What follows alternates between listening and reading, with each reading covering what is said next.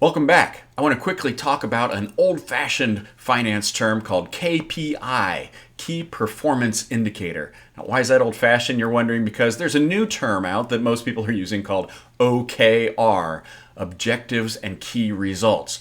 They're really the same thing. They are whatever it is that you can measure that will help you manage the business towards an important objective or goal. So objectives and key results, OKR, or KPI, Key Performance Indicator.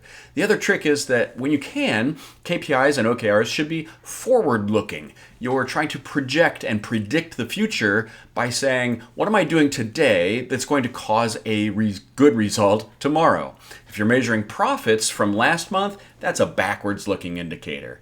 Pick something more like sales calls, the number of sales calls made, or the number of clicks on your website, which might be a predictor of future revenues or future profits. So KPIs, OKRs, keep track of them, measure them, and see how you can grow your profits and your business.